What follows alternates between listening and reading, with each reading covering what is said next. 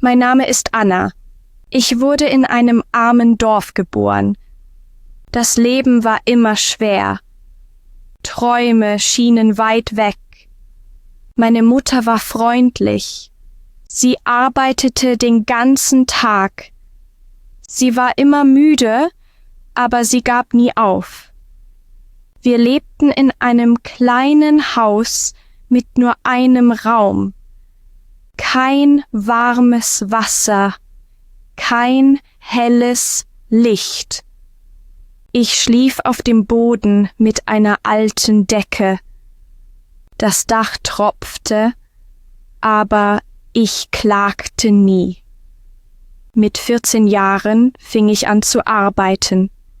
Ich wusch Geschirr, ich trug schwere Säcke, ich putzte den Markt, ich nahm jede kleine Arbeit, die ich finden konnte. Ich brachte Geld nach Hause und gab es meiner Mutter. Ich bat nie um etwas.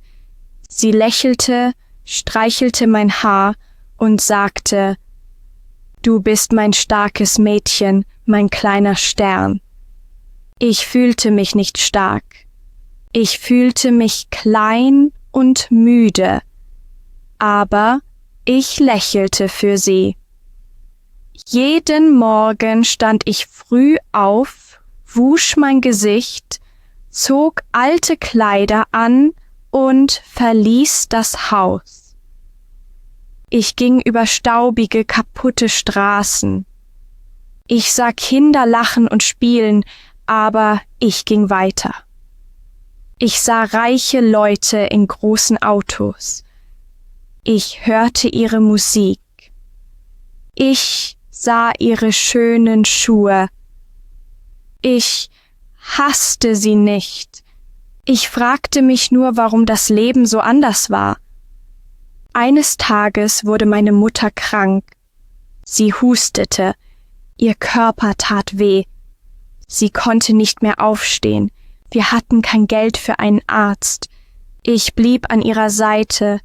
Ich hielt ihre Hand und weinte. Sie sagte: »Sei nicht traurig.« Sie lächelte sanft und sagte: »Sei stark, mach weiter.« In dieser Nacht starb sie in meinen Armen im Schlaf. Ihr Gesicht wirkte friedlich. Ich fühlte mich allein. Das Haus war kalt. Die Welt war still. Mein Herz war schwer. Ich hatte niemanden. Keine Familie, keine Freunde, nur ihr Foto in meiner Tasche. Ich blieb stark.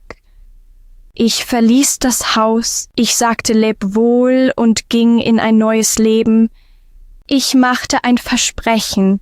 Ich würde es versuchen. Ich würde mutig sein. Ich würde nie aufgeben. Später fand ich Arbeit. Ich putzte ein großes Haus außerhalb der Stadt. Das Haus war still und schön, mit glänzenden Böden, hohen Fenstern und einem großen Garten. Die Besitzer waren reich und sprachen wenig. Ich putzte die Zimmer. Ich wischte den Staub. Ich ließ alles glänzen. Es war schwere Arbeit, aber ich mochte die Stille. Ich mochte das gute Gefühl, etwas richtig zu machen. Die Frau Helen, war freundlich. Sie lächelte mir zu und gab mir Tee. Sie fragte, wie mein Tag war. Der Mann war immer beschäftigt, immer am Telefon, er sprach kaum. Ihr Sohn war etwa 20 Jahre alt. Er sah wütend aus und sagte nie »Guten Morgen«. Aber das störte mich nicht. Ich hatte Arbeit, ein kleines Zimmer, etwas Geld und Ruhe. Ich stand um 5 Uhr morgens auf, putzte meine Zähne, band meine Haare zusammen und zog meine Arbeitskleider an. Ich wischte die Böden, spülte das Geschirr und wischte Staub. In den Pausen saß ich am Fenster mit meinem Heft. Ich schrieb meine Gedanken. Ich sah das Licht sich bewegen und fühlte Ruhe. Ich arbeitete still bis zum Abend. Manchmal las ich alte Bücher, die ich im Müll fand. Sie waren zerrissen, aber ich liebte sie. Ich wollte lernen. Ich wollte wachsen. Ich wollte mehr sein als nur eine Putzfrau. Ich wollte jemand werden. Eines Morgens änderte sich alles. Etwas Schreckliches geschah. Ich öffnete wie immer das Tor. Die Sonne ging auf. Die Straße war still. Meine Augen waren noch müde. Dann kamen plötzlich Polizeiautos. Laute Sirenen, blinkendes Licht. Männer schrien. Sie rannten ins Haus. Sie brachen die Tür auf. Sie richteten Waffen auf mich. Sie sagten, »Beweg dich nicht.« Ich blieb stehen. Ich hob die Hände. Ich sagte nichts. Ich war zu schockiert. Nach einer Weile kamen sie wieder heraus. Ihre Gesichter waren blass. Sie sahen verängstigt aus. Sie sagten, die Familie sei tot.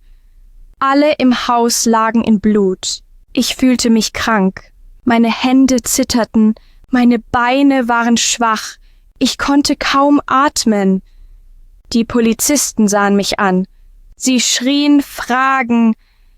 Ich versuchte zu antworten, aber sie hörten nicht zu. Sie packten mich, schleppten mich in ein Auto. Ich trug noch meine Arbeitskleider. Sie sagten, ich sei die einzige Person dort. Die Kameras funktionierten nicht. Niemand hatte etwas gesehen. Ich sagte, ich war es nicht. Ich flehte, weinte, aber es war egal. Sie nahmen meine Fingerabdrücke. Sie durchsuchten mein Zimmer. Sie fanden nichts, aber sie sagten, Blut sei an meinen Händen. Die Tür war nicht aufgebrochen. Sie sagten, ich war im Haus. Sie zeigten mir Fotos vom Blut, vom Schmerz, vom Schrecken. Ich bedeckte meine Augen. Ich wollte aufwachen, aber es war echt. Die Fragen hörten nicht auf. Die Gesichter blieben kalt, hart, ernst. Ich sagte, ich war nur eine Putzfrau. Ich hatte keine Waffe, kein Hass, kein Grund. Ich sagte, ich mochte diese Familie, dass Frau Helen freundlich war. Aber sie glaubten mir nicht. Sie schrieben Berichte. Sie schlossen den Fall schnell. Ich war allein, ohne Familie, ohne Freunde, ohne Hilfe. Sie gaben mir einen Pflichtanwalt. Er kümmerte sich nicht. Er tat nichts. Im Gericht sah ich mich um. Niemand war da für mich. Ich stand auf und sagte, dass ich unschuldig war. Aber meine Stimme war schwach. Der Richter wirkte gelangweilt. Die Geschworenen sahen müde aus. Mein Anwalt verteidigte mich nicht. Dann hörte ich das Wort schuldig. Ich hörte lebenslange Haft. Ich fiel zu Boden. Ich war erst 23 Jahre alt. Niemand weinte. Niemand schrie. Niemand kümmerte sich. Die Wächter führten mich weg. Die Türen schlossen sich. Ein neues Leben begann. Das Gefängnis war kalt, dunkel, laut, aber auch voller Stille. Türen schlugen, Schlüssel klirrten, Wächter schrien, Lichter flackerten. Ich hatte keine Worte, kein Lächeln, keine Kraft, nur Schmerz. Meine Zelle war klein. Ein Bett, eine Toilette, ein kaputtes Licht, eine schwere Tür. Die Matratze war dünn, Die Decke war kratzig, das Kissen war flach, nichts war weich. Ich teilte die Zelle mit einer Frau. Sie sprach nicht viel. Sie sah mich an. Eines Tages fragte sie, »Warum bist du hier?« Ich sagte, »Ich habe es nicht getan.« Sie lachte, sie sagte, »Wir sagen das alle.« Dann drehte sie sich um und schlief ein. In dieser Nacht schlief ich nicht. Ich starrte an die Decke. Ich erinnerte mich an die Stimme meiner Mutter. Sie sagte, »Auch in der Dunkelheit kannst du Licht finden.« Ich hielt mich an ihren Worten fest, an ihrer Liebe, an ihrer Hoffnung. Ich wollte nicht innerlich sterben. Ich wollte kein Geist werden. Ich wollte leben. Also stand ich auf, wischte mein Gesicht ab, holte tief Luft und gab mir ein Versprechen. Ich werde überleben. Ich wusste nicht wie. Ich hatte keinen Plan. Aber ich hatte eine Sache, ihre Erinnerung. Im Gefängnis vergeht die Zeit langsam. Eine Stunde fühlt sich wie ein Tag an. Ein Tag wie ein Monat. Ein Jahr wie eine Ewigkeit. Jeden Morgen standen wir in der Schlange. Wir bekamen schlechtes Essen. Wir saßen still oder hörten Schreie. Manche Frauen weinten, andere kämpften, wieder andere starrten verloren an die Wand. Ich blieb still. Ich blieb ruhig. Ich sprach wenig. Ich beobachtete. Ich hörte zu. Ich lernte. Eines Tages entdeckte ich die Gefängnisbibliothek. Sie war klein und staubig, mit alten Büchern, kaputten Stühlen und stiller Luft. Der Bibliothekar war freundlich, ein alter Mann mit sanften Augen. Er stellte nicht viele Fragen. Er gab mir Bücher. Erst leichte, dann schwerere. Tag für Tag las ich. Jedes Wort gab mir Kraft. Jede Seite gab mir Licht. Ich lernte zu buchstabieren, zu schreiben und besser zu sprechen. Dann begann ich, Briefe zu schreiben. Nicht für jemanden, nur für die Welt, für die Luft, für mich selbst. Ich schrieb über mein Leben, über meine Mutter, über meine kleine Arbeit, über die Nacht, in der alles zerbrach. Ich schrieb über den Schmerz, die Träume, die Lügen und die Stille in meinem Herzen. Manche Nächte weinte ich, wenn niemand hinsah, wenn die Mauern zu nah wirkten. Aber ich zerbrach nicht. Ich gab nicht auf. Ich begann anderen zu helfen. Ich half ihnen lesen. Ich brachte ihnen die Buchstaben bei. Ich hörte ihre Geschichten. Viele waren verletzt. Viele waren verloren. Aber sie waren nicht böse, nur vergessen. Die Jahre vergingen langsam wie schwerer Regen, kalt wie Winternächte. Aber ich machte weiter. Ich hörte auf, die Tage zu zählen. Ich achtete nur noch auf jeden Moment, jeden Atemzug. Dann änderte sich eines Tages etwas. Etwas Kleines, aber voller Hoffnung. Eine Helferin kam in die Bibliothek. Eine junge Frau mit sanfter Stimme, großem Lächeln und Büchern in den Händen. Sie setzte sich und bat um Hilfe. Sie brauchte jemanden, um alte Bücher zu reparieren. Ich sagte, dass ich helfen konnte. Ich war schüchtern, still. Aber sie lächelte und sagte Danke. Sie fragte nach meiner Geschichte. Ich wusste nicht, was ich sagen sollte. Also gab ich ihr mein Heft voller Seiten. Sie las alles langsam. Ihre Augen füllten sich mit Tränen. Sie sah mich an und sagte, das muss geteilt werden. Ich sagte, niemand kümmert sich. Sie sagte, ich kümmere mich. Diese 2 Worte öffneten etwas in mir. Sie zeigte mein Heft einem Anwalt. Ein freundlicher Anwalt. Er half Menschen im Gefängnis.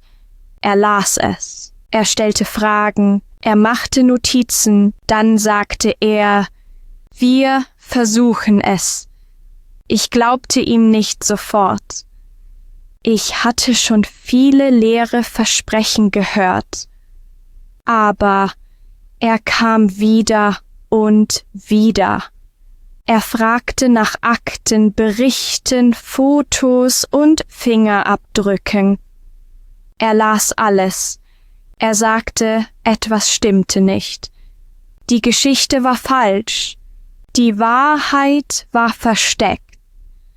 Er und sein Team fanden etwas. DNA auf zerbrochenem Glas, an der Türklinke, an einer Tasse. Es war nicht meine. Sie gehörte jemand anderem. Jemand, den die Familie kannte. Ein Freund des Sohnes. Er hatte Probleme. Drogen, Geld, Lügen. Er floh nach dem Verbrechen. Er änderte seinen Namen. Er ging weit weg. Aber die Wahrheit bleibt nicht ewig verborgen. Wie Licht durch Risse findet sie einen Weg. Eines Tages kam der Anwalt in die Bibliothek zu mir. Seine Hände zitterten, er lächelte. Er sagte, du gehst nach Hause. Ich ließ das Buch fallen, das ich hielt. Meine Hände zitterten, mein Herz schlug schnell. Ich fragte, sind Sie sicher? Er nickte, seine Augen voller Tränen. Er sagte, du bist frei. Nach vielen kalten Wintern und einsamen Geburtstagen kehrte ich endlich nach Hause zurück. Sie öffneten die Zelle. Der Wärter sah mich diesmal anders an. Sein Gesicht war weicher. Ich ging durch den Flur. Einige Frauen klatschten, andere weinten. Manche flüsterten, du hast es geschafft. Andere sagten, vergiss uns nicht. Ich nickte, mein Herz war voll. Ich setzte zum ersten Mal seit Jahren den Fuß nach draußen. Die Sonne berührte mein Gesicht. Ich hatte keinen Beutel, keinen Mantel, keinen Koffer, nur mein Heft und einen tiefen Atemzug. Niemand wartete auf mich. Keine Mutter, kein Freund, kein Haus, nur der Himmel. Aber ich fühlte mich nicht verloren. Ich fühlte mich lebendig. Ich fühlte etwas, das ich vergessen hatte, die Freiheit. Ich sagte mir, das ist nicht das Ende, das ist erst der Anfang. Ich stand vor dem Gefängnis. Die Sonne schien. Die Luft roch gut. Niemand war da. Keine Familie, niemand rief meinen Namen. Ich hatte kein Telefon, kein Geld, nur ein Heft in der Hand. Ich sah zum Himmel und lächelte ein wenig und begann zu gehen. Die Stadt wirkte neu. Die Menschen gingen schnell, die Autos fuhren vorbei. Ich hörte Musik in der Ferne, Kinder lachten, Vögel flogen über mir. Ich setzte mich auf eine Bank. Ich sah den Menschen beim Leben zu. Ich fühlte mich seltsam, glücklich und traurig, voll und leer. Meine Beine taten weh, mein Bauch knurrte, aber mein Herz schlug noch. Ich bat einen Mann um Wasser, er sagte nichts und ging. Dann sah ich einen kleinen Laden mit Brot im Fenster. Ich ging hinein. Eine Frau stand hinter der Theke. Sie sah freundlich aus. Ich sagte, bitte, ich habe Hunger, ich habe kein Geld. Sie sah mich einen Moment an und gab mir ein kleines Brot. Sie goss Tee in eine Tasse mit einer kleinen Maus darauf und sagte, setz dich, iss, ruh dich aus. Ich dankte ihr. Ich hätte fast geweint. Ich hatte so lange keine Freundlichkeit gespürt. Der Tee war warm, das Brot war weich und ich fühlte wieder Hoffnung. Ich sagte ihr, ich komme zurück und bezahle dich eines Tages. Sie lächelte und sagte, du hast schon mit Freundlichkeit bezahlt. Ich verließ den Laden mit warmem Herzen. Jeder Schritt fühlte sich wie ein neues Kapitel an. In dieser Nacht hatte ich keinen Schlafplatz. Also ging ich, bis ich eine kleine Kirche fand. Die Tür war offen. Drinnen war es still. Niemand war da, nur ich. Ich setzte mich hinten hin, müde und frierend. Ich legte mich auf den Boden und hielt mein Heft fest. Ich schloss die Augen und flüsterte, Danke. Am nächsten Morgen wachte ich früh auf. Ich streckte die Arme und lächelte. Dann ging ich in einen kleinen Park, um Arbeit zu suchen.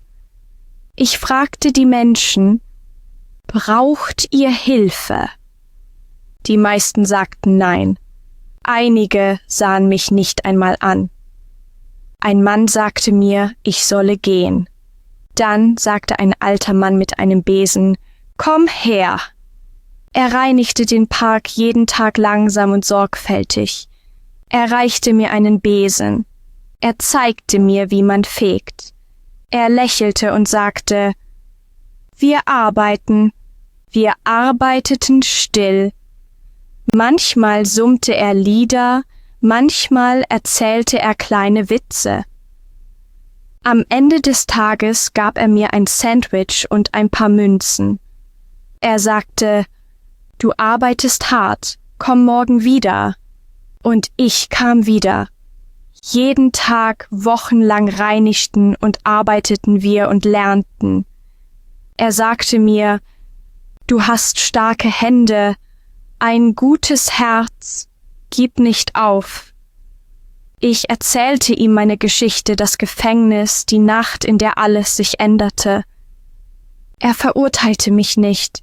Er sagte, ich kenne auch den Schmerz. Jeder trägt etwas. Eines Tages sah er mein Heft. Er fragte, was ist da drin? Ich antwortete, meine Geschichte, meine Gedanken, mein Leben. Schreiben hilft mir atmen. Er nickte. Die Menschen müssen das hören. Die Menschen brauchen Hoffnung.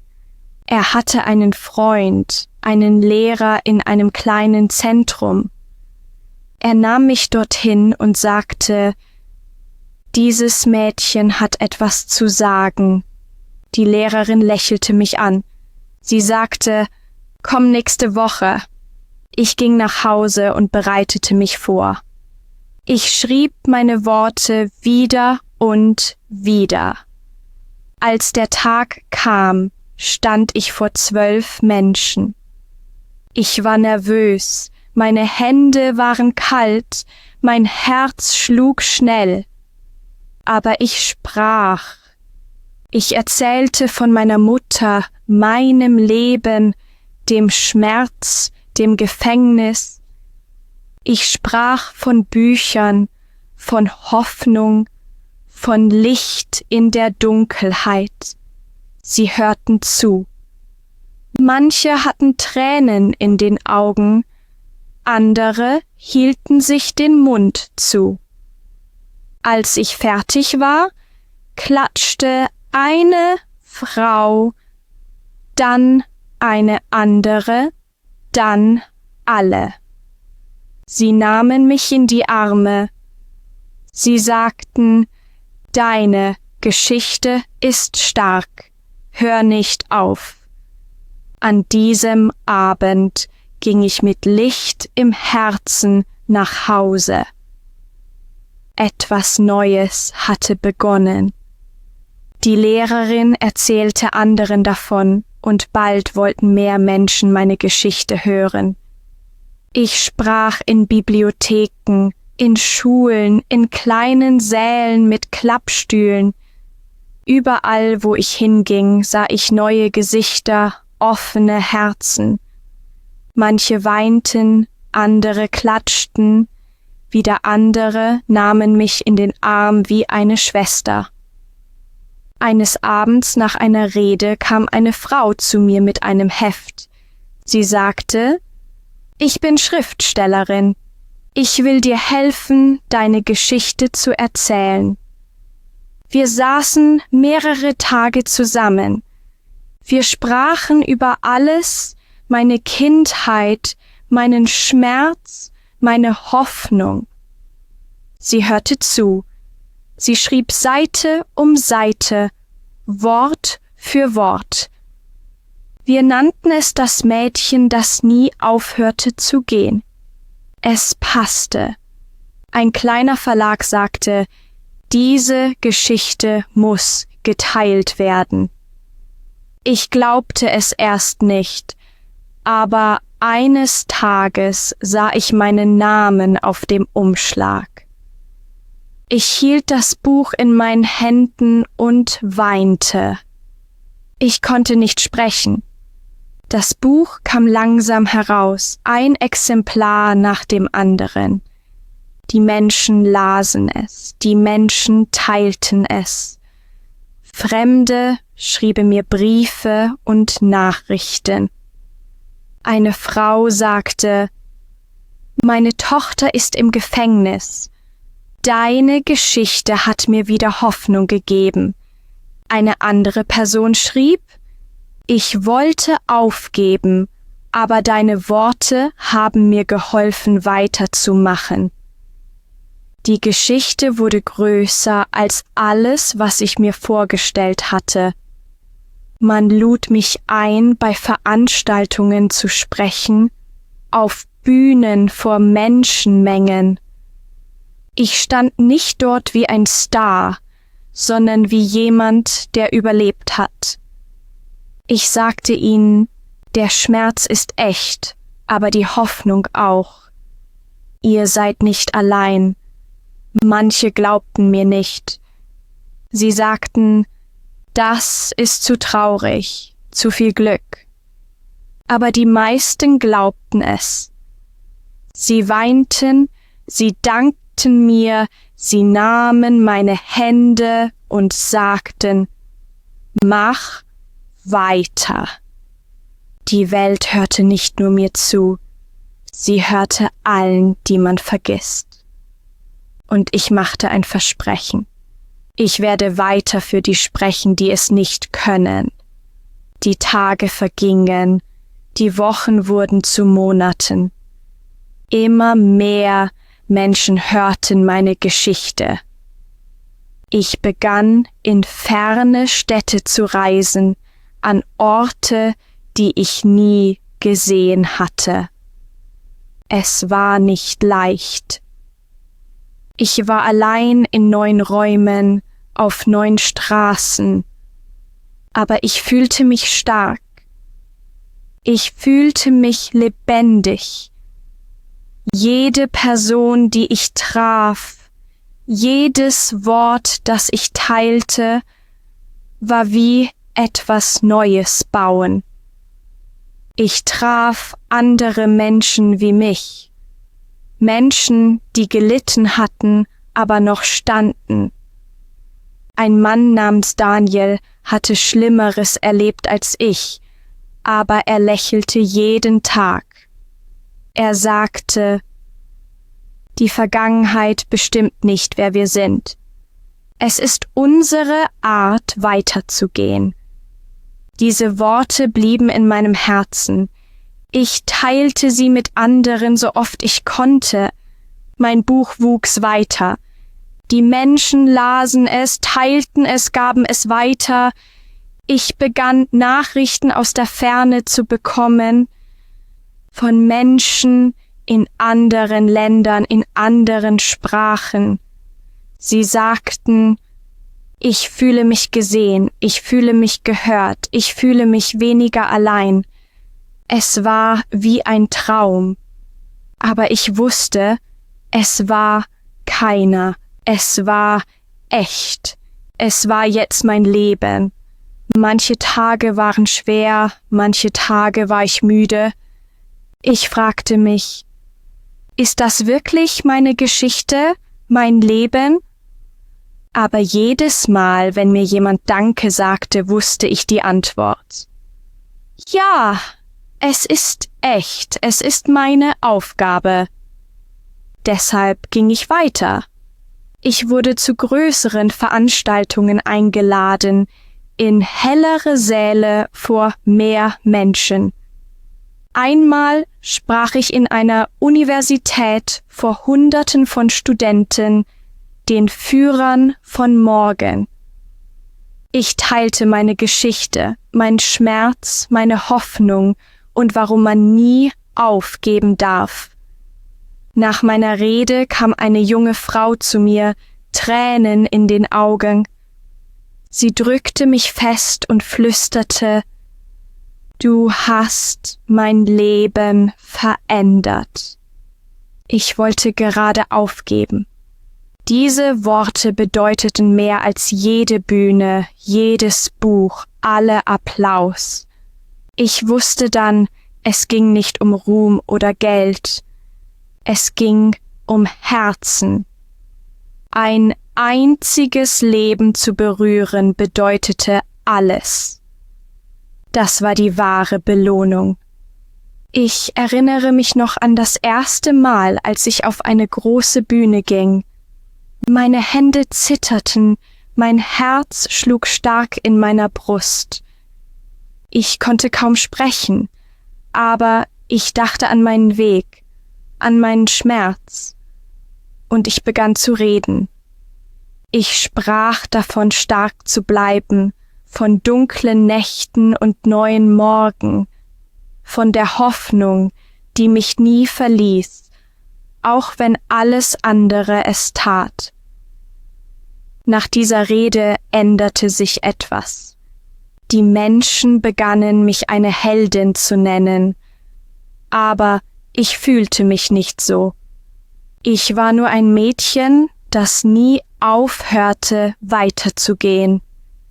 Ein Mädchen, das der Welt nicht erlaubte, ihm die Hoffnung zu stehlen. Ich wollte keine Berühmtheit sein. Ich wollte nur teilen, was ich gelernt hatte.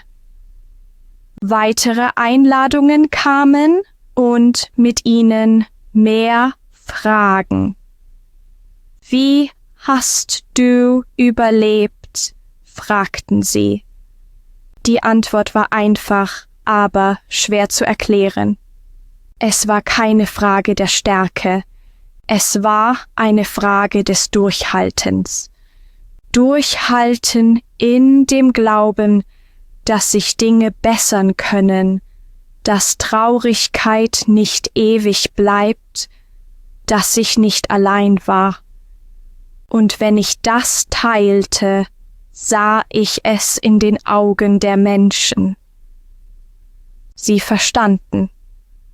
Während ich mehr reiste, sah ich Schmerz an vielen Orten.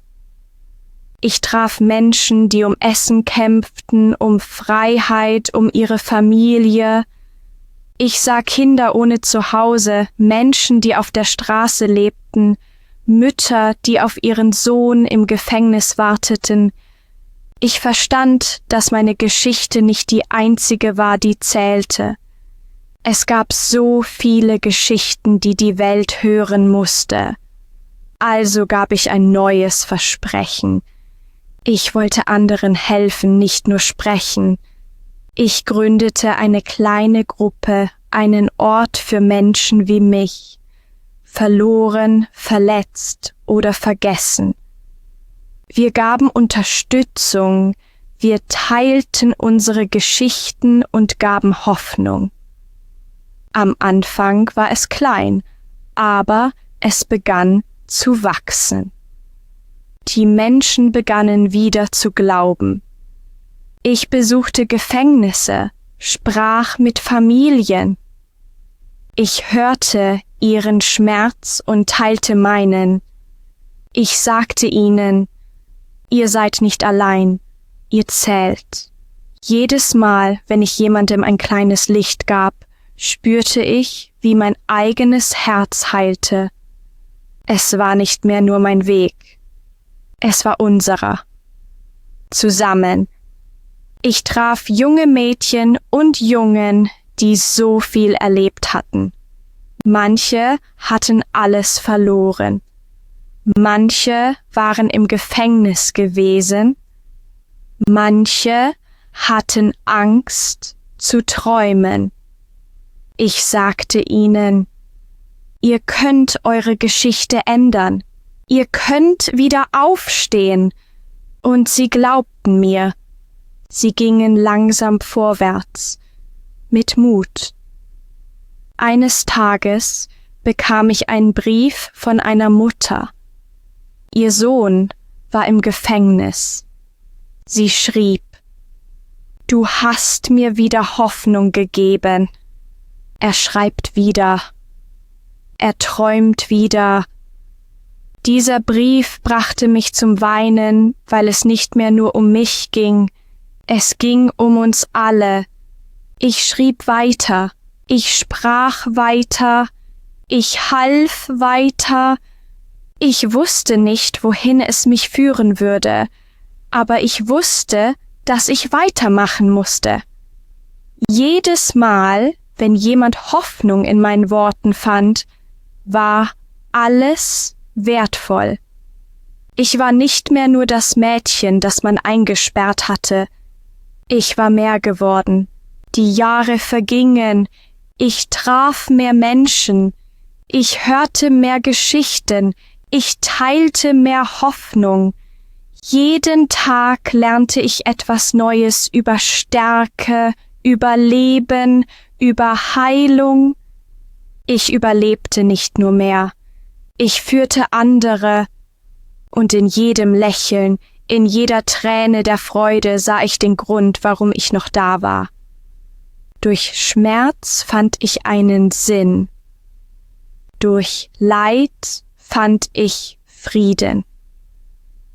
Ich war durch Dunkelheit gegangen, aber jetzt lebte ich im Licht. Danke, dass du bei Deutschgeschichten dabei bist. Vergiss nicht zu liken, zu abonnieren und weiter mit Geschichten zu lernen.